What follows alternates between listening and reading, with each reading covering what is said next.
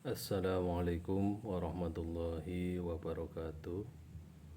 Alhamdulillah kita bisa berjumpa lagi. Kali ini membahas tentang qiraat bagian kedua, mengenai bentuk-bentuk qiraat, ketentuan qiraat dan hikmah dari qiraat tersebut. Namun sebelum itu amati gambar berikut ini.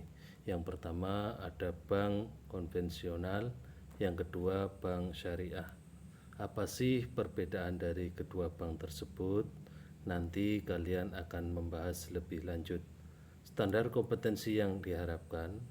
Yang pertama, memahami tentang qiraat. Kompetensi dasar menjelaskan ketentuan-ketentuan qiraat dan mendemonstrasikan qiraat. Indikator: peserta didik mampu menyebutkan bentuk-bentuk qiraat, menyebutkan ketentuan-ketentuan qiraat, dan hikmah dari qiraat tersebut. Bentuk qiraat pada dasarnya terbagi menjadi dua, yaitu qiraat yang dilakukan oleh perseorangan atau qiraat sederhana.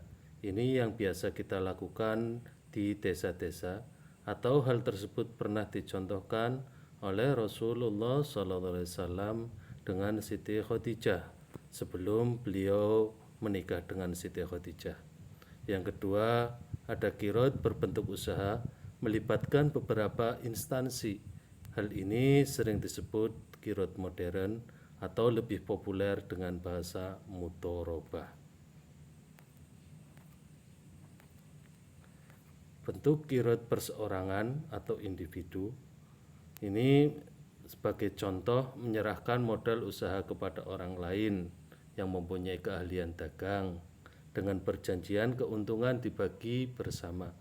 Misalkan A seorang pengusaha yang mempunyai modal cukup besar, sementara B punya keahlian tetapi tidak ada modal. Maka A memberikan pinjaman modal kepada B dengan perjanjian keuntungan dibagi. Hal ini berbeda dengan sistem gaji bulanan. Qiraat berbentuk badan usaha modern seperti yang dilakukan pada BMT atau bank muamalah. Alurnya perjanjian ini dari mukrid atau pemodal memberikan atau menabung uang kepada lembaga bank dengan perjanjian akan dibagi hasil.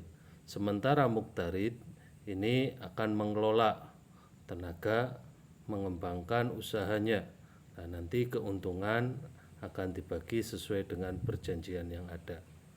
Tujuan dari qiraat saling tolong-menolong pada sesama manusia, sehingga dapat memudahkan urusan dalam kehidupan sehari-hari, mendapatkan keuntungan dibagi bersama sesuai perjanjian.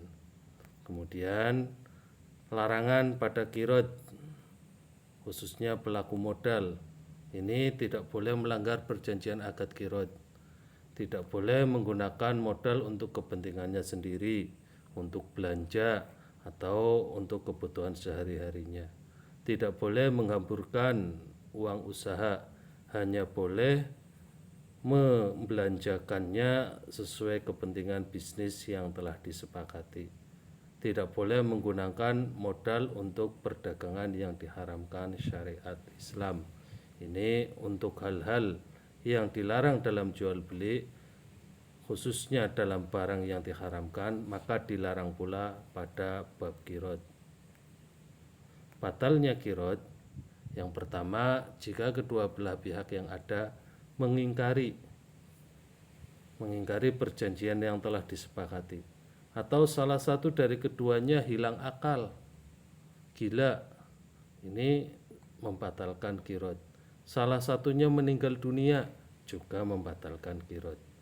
Kemudian yang kedua, telah habis waktu yang ditentukan, misalnya kesepakatan 1 tahun. Nah ini maka setelah 1 tahun lewat harus ada perjanjian ulang.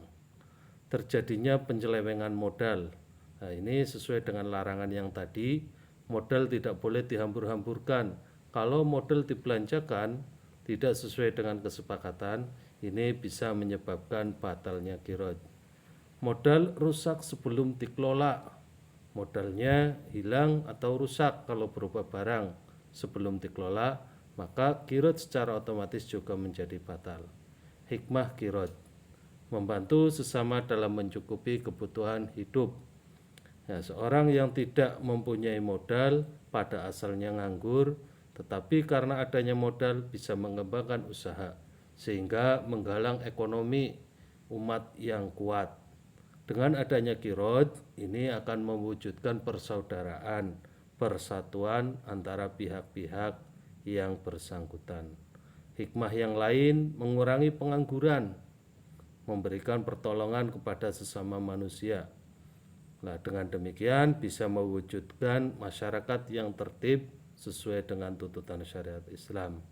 Hal ini tentunya dengan adanya qiraat akan terhindar dari sistem rentenir. Demonstrasi qiraat ini sudah dijelaskan pada bagian qiraat yang pertama. Demikian presentasi qiraat pada bab kedua. Kurang lebihnya mohon maaf. Assalamualaikum warahmatullahi wabarakatuh.